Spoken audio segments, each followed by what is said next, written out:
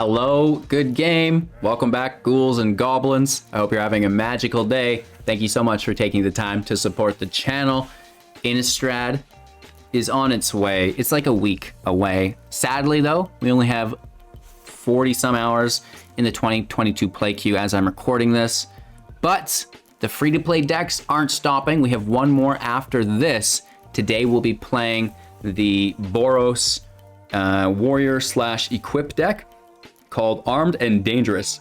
This is a red and white build focused on aggressive creatures that can be powered up with equipment, which is really great. We're going to break down the strategies, the synergies in today's deck list, and then showcase all of that in the gameplay footage, wrap up with our final thoughts, just the general shenanigans. Support the channel, like the video for free, subscribe to the channel to partake in our contests and giveaways, and definitely join the link tree available within, join the Discord available within the link tree in the description below. And of course, if this isn't your preferred flavor of deck and you are still looking for some free-to-play decks, right? We go through all of the starter decks in a playlist so you can check them all out really easily and take your pick. So with that all out of the way, thanks for supporting the channel. Maybe become a Patreon, if you're a Bitcoin billionaire. I know you guys are out there, right? And with that all out of the way, let's check out today's deck and video.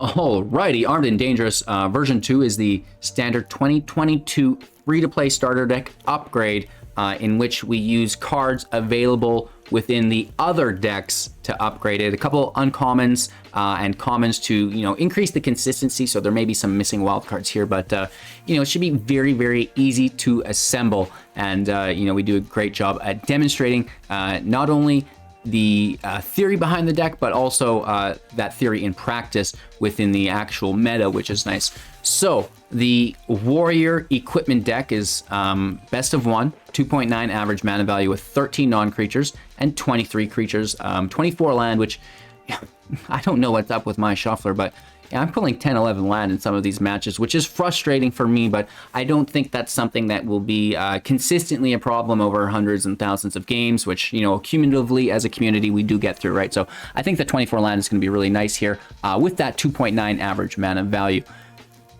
Out of the gate, we have the Warleader. This is one of the pillars of the deck. It's a 3/3. Other warriors you control get +1/+1, right? Very, very good value as it buffs up our whole field. And then the second pillar of the deck will be the Kor Blademaster for 2 mana, a 1/1 with double strike, and equipped warriors you control have double strike. This is very, very good. And if we were going to branch out from there, then we go into the Battlehammer.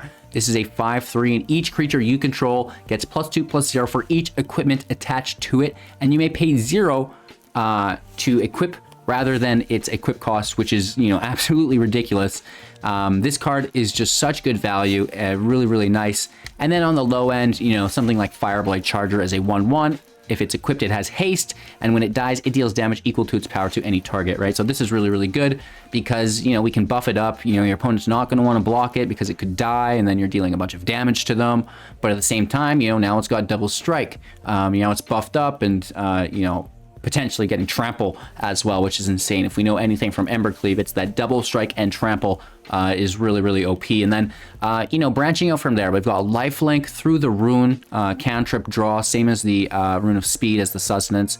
Sustenance gaining life, the Rune of Speed gaining haste, which is really nice, maybe on the Battlehammer here if you have excess mana. We have Halvar. This is a one of, not a staple mark of the deck, but it gives the double strike as well. But what's really cool here is Sword of the Realms onto Fireblade Charger, right? It gives it haste. It's a 3/1. It can attack. If it dies, it deals 3 damage anyway, so you can replay it because it goes to your hand. Re-equip the sword, and it's just going to be that 3 damage reoccurring every single turn. That's basically unstoppable, which is friggin' sick, man. So good. The Akoum Warrior, MDFC land, 4/5 with trample. That's nice. The Cosmos, it's a warrior, and you can bring the Charger, you can bring the Kor Blademaster, maybe the Runes or the Shieldmate back into play as a 3/3, which is pretty cool, right? Mana value 2 or less from your graveyard back into the battlefield. The Shieldmate, a 2/1 when it dies, you create the 1/1, both warriors, pretty good value. Resolute Strike +2/+2, instant speed, so you can survive an interaction that you might not have before. Dancing Sword, you know, it comes back as the flyer, which is pretty cool. You know, it shuts down a blocker. Or sorry, that's the Icingdeath, shuts down a blocker when it dies and comes back as the equipment. So, you know, both the sword and the dragon, very good value here for the replayability. Showdown for draw, which is really nice. Lorehold, a little bit of direct damage, gain some life, make your warriors unblockable and buff them up, which is pretty sick as well, right? And yeah, you know, that's basically the deck. There's not much more to it. We have the Dwarven Hammer, +3 in Trample, which works really, really good with the Battle Hammer. So turn 3 can be a Dwarven Hammer, turn 4 can be a Battle Hammer. Then you can equip the Battle Hammer to potentially, and hopefully your Blademaster on turn 2 for free, which is sick. And, you know, this is going to hit for, you know, what is going to be a 6/1 first strike or something, right? Because the hammer gives 3 and then this gives 2, which is +5, and it's a 1. So yeah, it's gonna be a 6/1 with first strike and trample, or double strike and trample, right? So you kind of see how these plays can get really, really out of hand for your opponent. And not only does the Showdown draw, but you can put those +1/+1 counters on your creatures as well and get more damage that way, which is cool. So, you know, it's just a great deck. And I feel like I've been saying this for every deck, but you know, this slaps. This is a very, very good free-to-play deck.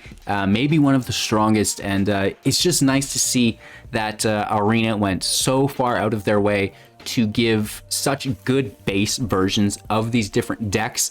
You know, it was really easy for me as an individual to jump on, upgrade them with what we already had available, maybe sort out some of the commons and uncommons for consistency's sake. And, you know, I'm just loving this deck. And today's gameplay footage is absolutely amazing. So enjoy.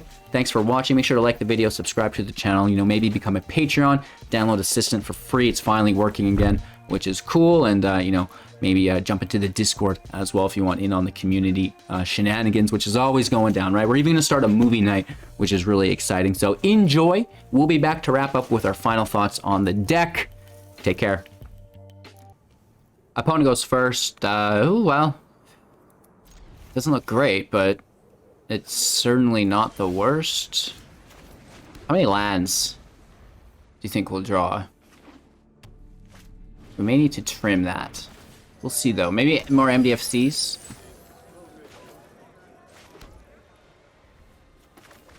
Fortel here is really nice. That's like a super effective Fortel.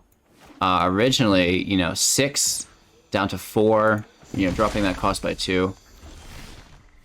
Beautiful. And that's a nice 3-drop. Does it survive removal?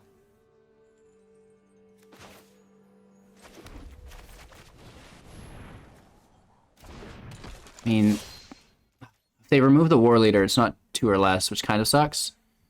Because I would love to just bring that back. Nope. Straight up removal. Dragon's Fire. So Jund Dragons. There's going to be Emmerstrom. And all of the beloved. I'm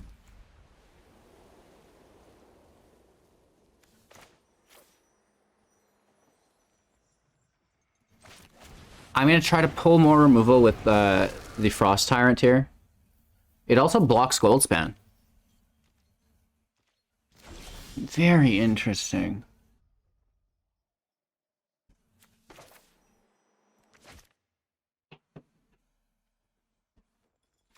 Four, we could play to 5, which doesn't get anything accomplished. So the land's untapped.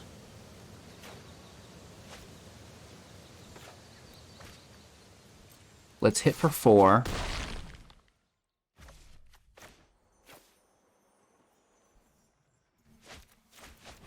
Halvar in play.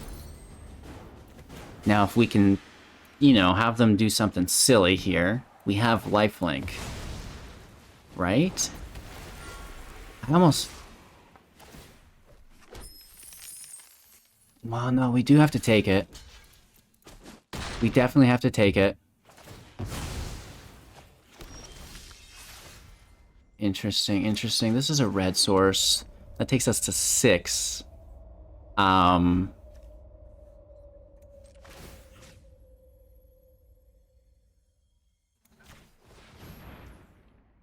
Yeah. How do you just not take that life gain, right? There's so much life. I hate how you have to do this. It's so silly. Yeah, sure. What we should have done is put that our rune on.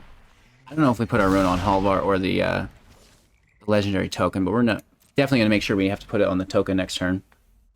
Can we switch to a token, or is it just to a creature? Sorry, no, I have to see that. To another target creature you control. Yeah, so I think we kind of fucked that up, but the rune should have went on the Frost Tongue. But regardless, you know, just gaining 12 life basically stuns them. You know, we still have value, and that's going to be a good time for us. Opponent goes first. Cool. I mean, this is a nice 2-drop. I'll get behind it. And, you know, we do have Maul as well. Hopefully, maybe on the Tyrant. I don't know. The flying might be more important. The land goes.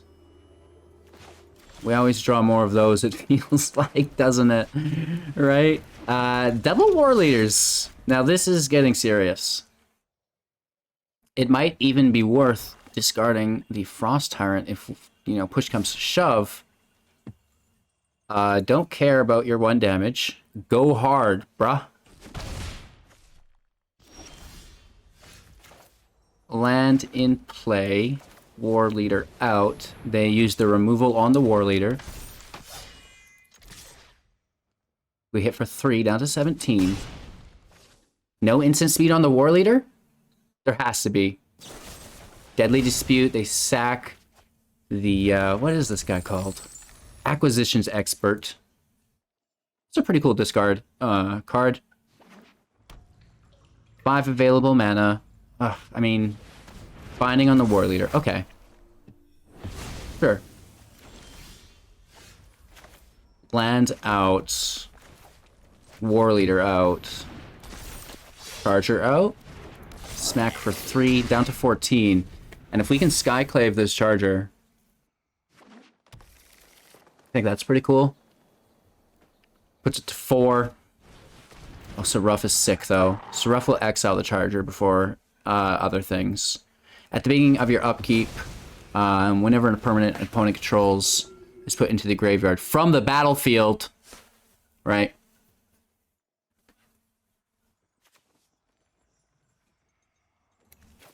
That's the hard discard. Under play.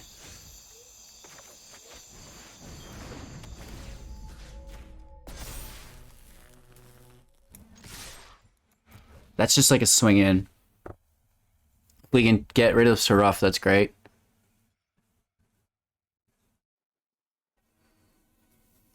This is 10 damage. It's a lot. And then that last 4 would be represented through the Charger's death unless exiled through Seraph. And this is whenever permanent and opponent controls is put into the grave. Which is fine, so it's still at 0.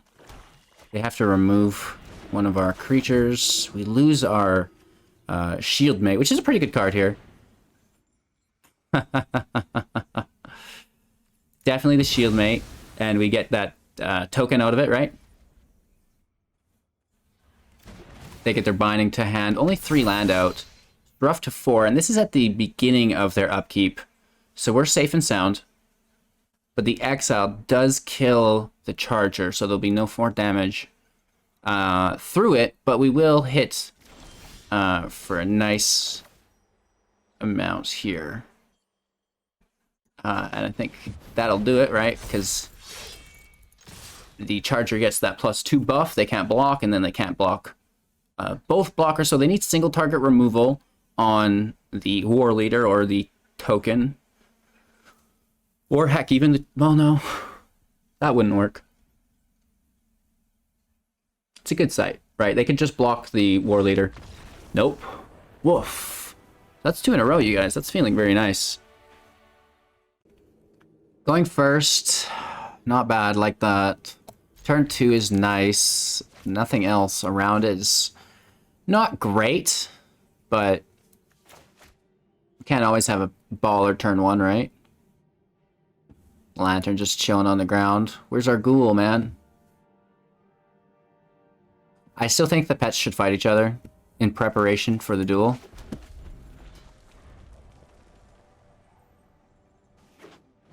Mono green, Nyx land. Uh-oh. Our opponent is not messing around. So I really like this turn 3 here. Battlehammer into the... Or Dwarven Hammer into the Battlehammer. Auto-equip, right?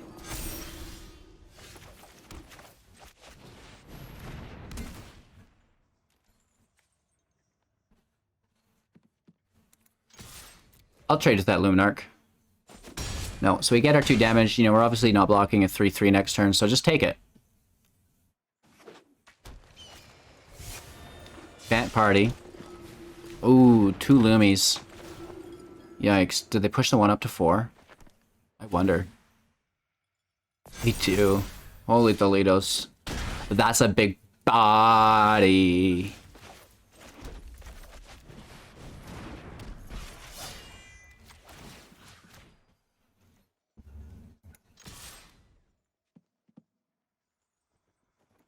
Let's roll.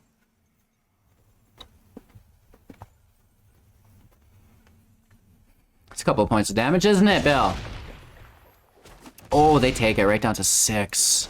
We have 3 damage here, and we still have to, like, trample. They have to exile this Blademaster immediately. No exile. Good game. Whoa! It's a good deck, right? Like, I really like how it performs. Going first, and, you know, if I say so myself, a beautiful hand.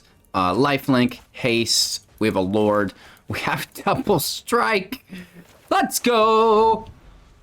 A 3rd land and some trample would be hot, but hey, we'll take what we can get.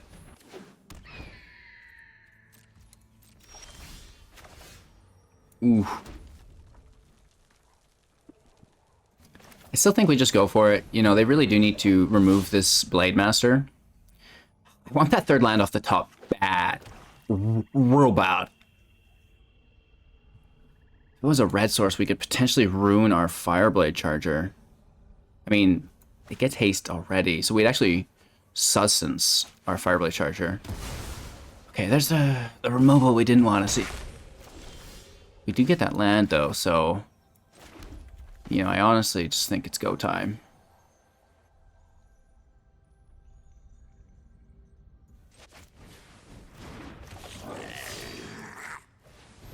Yeah, I know. Oh, 1/1. That's not really helpful at all. Oh, it's not equipped? Oh. Well, I mean, we still get out of our hand, which is nice. So I guess we would need the Rune of Speed for haste on the Charger. I was thinking the equipment, or the enchantment aura would count as equipment, but, I mean, it makes sense that it's not.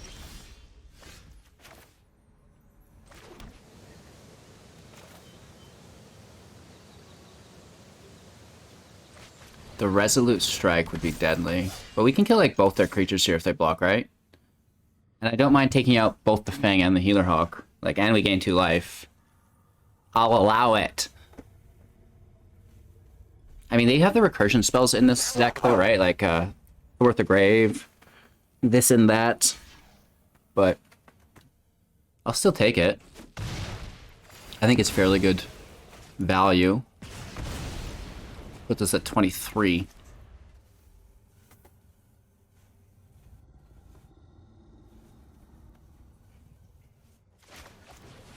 Oh, more Death Touch. That's actually fairly annoying.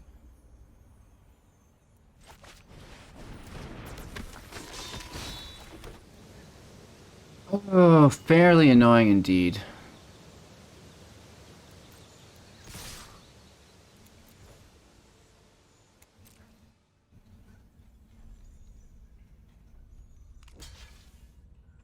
I mean, we could just hit for an additional 1 here. Right? Go hit for 4. We do lose the Lord through the Death Touch, but we don't have any warriors in hand, you know what I mean? So whatever. Whatever, bro. Slash lady, bro. You never know. Vanishing Verse is good. That is a holy Toledo's. Well, we know we can give it haste this way. We do get to draw 2 land in play and potentially could hit for 4 or just buff to remove or dodge removal.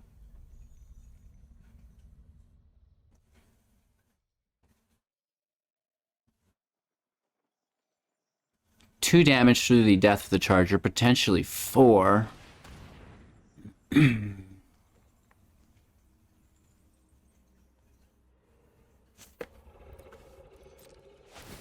Fine. We'll take that 2 damage. Maybe the Resolute Strike should be protection. It's a hard decision there, right?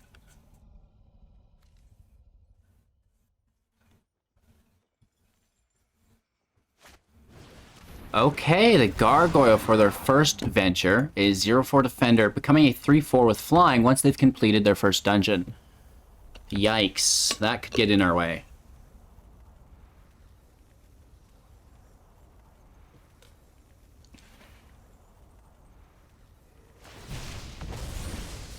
We lose 1 life, they lose 1 life. Creature off the top. It's another land. No! How cool is this new little skeleton dude, though? Oh, your lantern went out, bro. Better give it a shake. Yeah, there you go. He absolutely does give it a shake. That's awesome. So they get the venture here back to their hand. And that'll be a quick tour through the Tome of Annihilation. Tomb.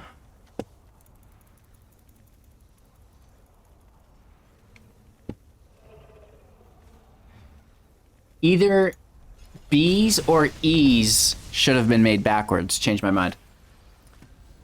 They're too similar. One of them should have been made backwards. The capital variant.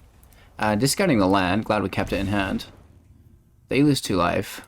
Down to 9. Maybe we should have done that extra damage. They could have been at 7. Creature off the top. Let's go! No!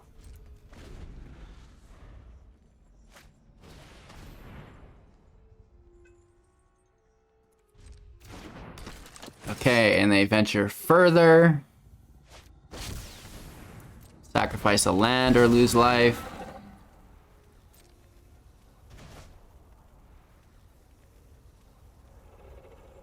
Not great. 2 life. We can lose 2 life. I want to keep that land. Oh, we can't submit 0. Or it wasn't letting me submit 0. Okay, this is better. This is better.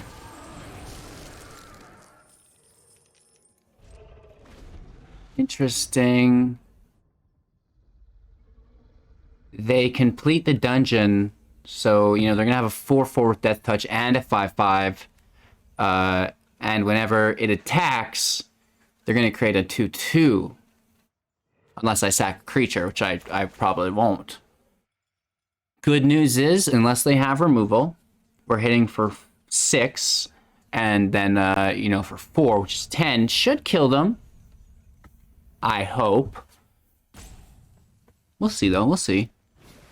The Orator's pretty sick, right? So this gains First Strike and Death Touch on attack phase. Has Vigilance, so it can still defend as a 2/2. Doesn't have Flying, though, which is nice. And, you know, the completion of the dungeon is here. They make that 4/4.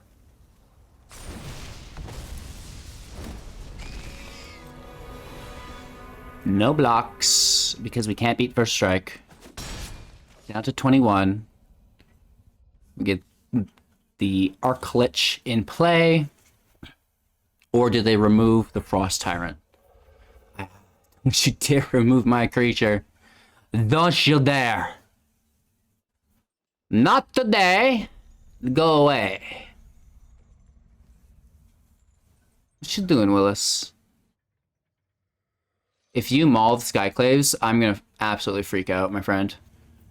I think they do have maul the Skyclaves. Why wouldn't they have cast it earlier, though? No. What is going on? What are you doing? They've highlighted every single creature 3 times. I'm so confused. It must be, why would they ever... Well, maybe they're just reading my creature. It's definitely got to be something to target their creatures, though, within their hand that we can't see. Well, now they're on their end step, so it has to be instant speed. Oh, closing statement. That's great. And they get that +1/+1 counter on the Orator. We do get the equipment, but that's not gonna be enough. Oh, great. Another land off the top. Good news. Good news.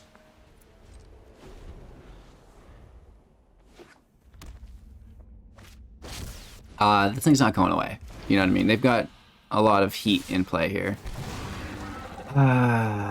This is a double venture. Or not double venture, single venture, and then Death Touch for strike on the Orator. They gain the life through the Yawning Portal up to 10. We're down to 13. Well, it's about time, my friend. Where have you been? But this only taps one creature when it attacks. You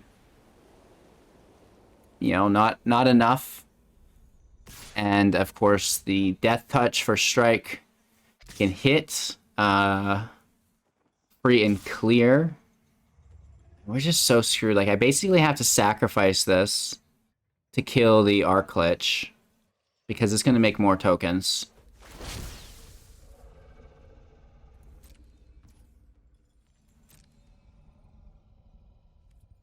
Decline for sure.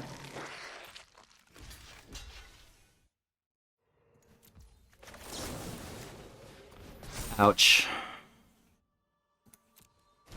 Not great. I mean, we're surviving, I guess. We get that token to replace it.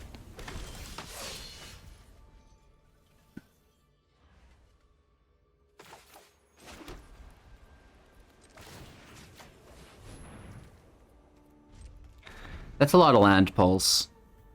So many lands.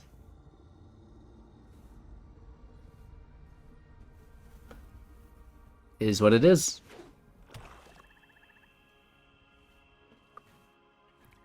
Everything can attack except for that 2/2. Shouldn't this zombie have decay on it? You know what I mean? Why doesn't the adventurer and the big 4/4 hit? You know what I mean? Strange. They're playing pretty conservatively.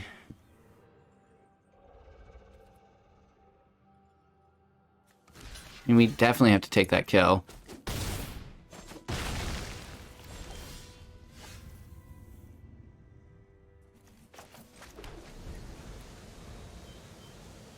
That's game. So many friggin' lands! Oh my gosh. Wow. Well, let's go. Opponent goes first, and our hand is not good. But it's a, it's not good, but at the same time, it's actually not that bad. What if we just top deck some cool stuff, right? It's in there. We've got the land. I mean, it's not a turn 1 Lumimancer, though. That's for fucking sure.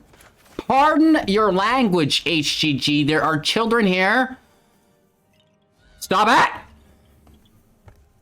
My bad, you guys. You gotta be yourself, right? I bet your kids have a badder mouth than me. Woof. Oh, we're already getting hit for 3. They're holding up, you know, whether it be the... What's that other card called? Not Shapeshifter, Wild Shape. Or it even could be the beloved, or my beloved Snakeskin Veil. I've been a big fan of Snakeskin Veil for a while. It's a good card. I like it. I like it a lot. I don't think we'll be casting this for 5. I really want to get this Drizagon now, and I'd love a 3-drop off the top. Please! Can I have a 3-drop? Well, that's not the right one. Dragon's coming out, so that should be fun. It's got Vigilance, and, you know, maybe we'll find that life gain to carry us through the rest of this match. That would be nice. Okay, they dumped their mana. Do they play a green source here? No, wow, they're vulnerable.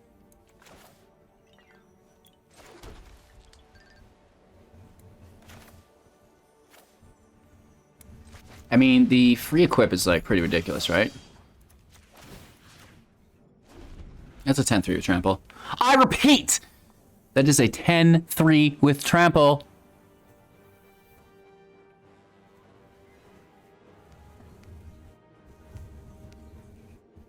We probably should have played Icingdeath first, had the 4-3 out, and then Battlehammered onto the Icingdeath, right? Clarion Spirit's fine. Taking the damage, no blocks, man.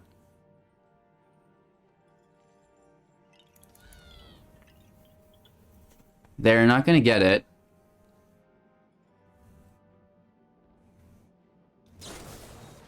They do go for it, though, right? I don't think they get it here. There's like 8 damage. It's quite a bit, I guess. No lifelink, no lifelink, no lifelink. But what if we just, like,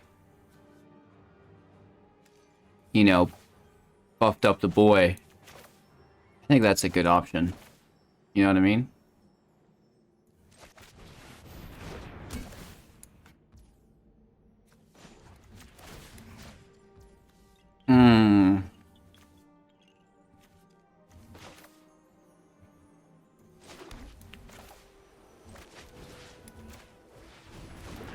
It's not enough. Right? And then they can just deal lethal here. We really needed that life gain.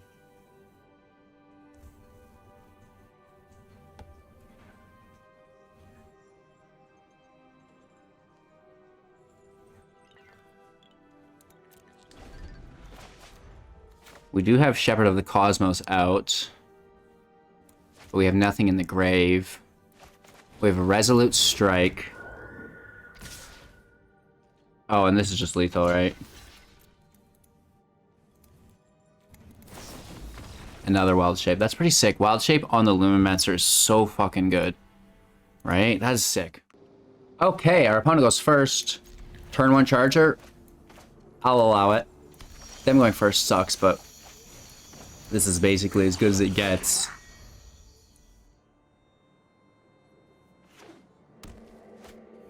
Oh, tossing a land. Do we have double red?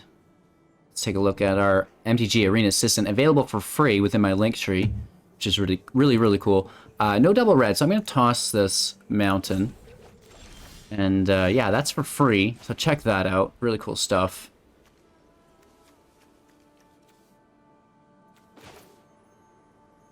I like the Dancing Sword. Just getting that out there is really cool. The equip for 1 allows us to play the Blademaster and equip it to the Charger, which is pretty sick, right? So that's a 3-2 with double strike, and hopefully it survives. Even if not, I mean, it should still survive. I hope. Maybe not.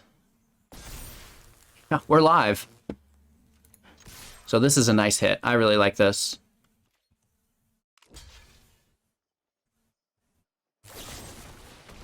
Oh, that's fine though, right? We still just clean up their creature. We lost our double strike, but we get it back. Deadly Brew, 3 damage up top. And we definitely bring this out as a creature. Thank you very much. Can we top deck an untapped land, please? Untapped land off the top. No, we don't. We just get the silly tap land. We gain 2 life though, 22. They're down to 15 with that strike, and it does have Ward 1 as well. And they only have... Okay, they get it. Just a self-sack ability. Dang, man. Dang it, man.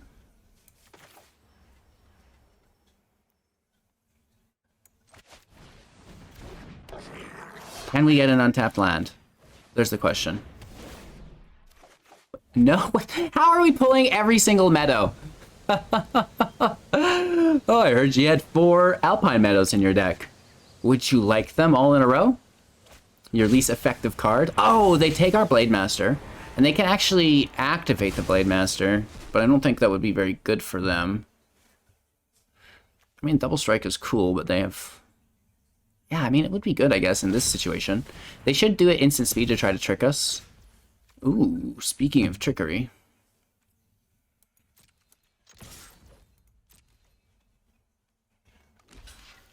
You can get away with these kind of things in the play queue. I don't know if our opponent would have had to deal with that in any way, really.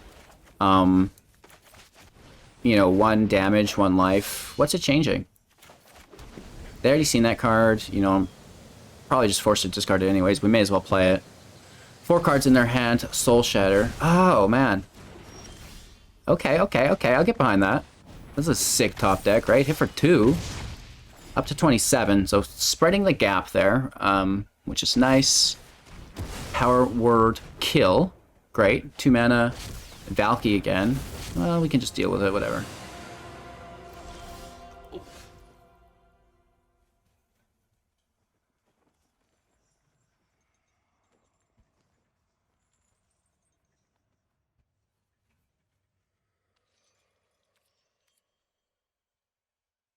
I'm gonna pass turn.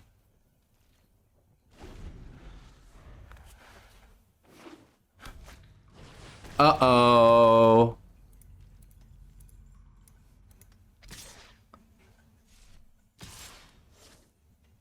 Uh-oh.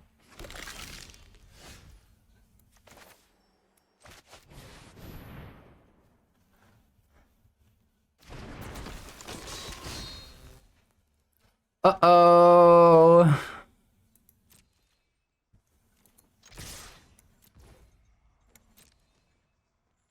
We kill the skeleton with the Charger's death. This is not good. Not good.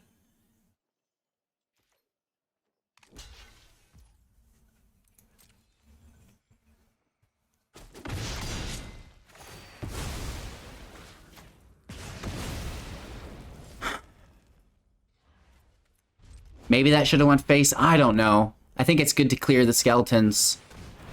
And they'll never Seraph because of the tokens. We should have kept it. Shoot.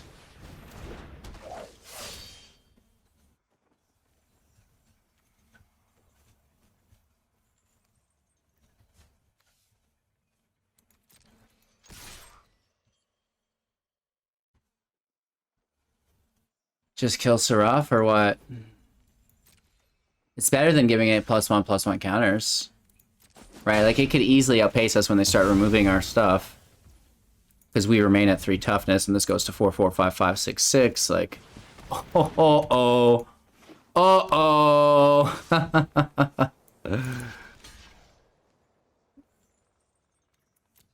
Uh-oh. We are in trouble here. I guess we shouldn't have killed that. And then they would have only had 3 instead of 4. And this is like of no value to us. I don't know why we're grabbing so many lands, but I don't really appreciate it. It's been a theme of this deck. Let me know what you guys think. Are you pulling way too many lands in this build? That is a good game. Wow.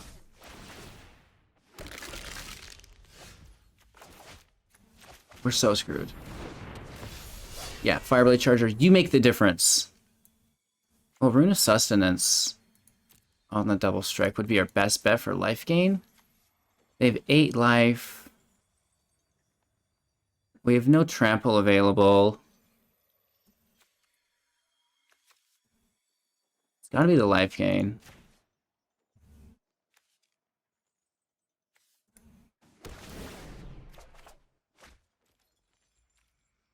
Get him!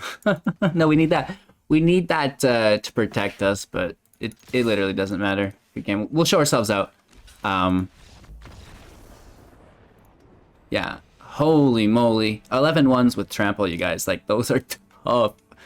And, yeah, a lot of lands. I mean, Battlehammer could have showed itself a little bit earlier, but you can't win them all. And I think the deck is performing really nicely, so I'm pleased with it so far. Alrighty, so what did we learn? Well, the Battlehammer is OP. I know we only have 2 copies in this deck. After playing it, I do think that this could go to 3 copies, if not 4. Wow, does that put out value. The Equip for 0 sick. The +2/+0, absolutely insane. You know, we could go to 4 hammers, 4 battle hammers, just because the +3 and trample, you know, so it's +5 and trample basically equipped for free. It's just so much damage. And this is a free deck. This is a starter deck, you guys. You're gonna love it. Enjoy. I know I absolutely have been banging out matches with it and having a great time. So what did you think? Let me know in the comments below. Definitely check out the rest of the playlist if you haven't. We go through all of the starter decks, upgrading them, and of course, support. Like the video, it's absolutely free. Subscribe to the channel. Get in on the contests and giveaways, right? This week we're giving away that D&D rare playset and announcing the next giveaway, which is really exciting. Then there's the 500,000 gems still going on, and all of that. So more info within the Discord via the link tree. You can also become a Patreon there. I'd appreciate that.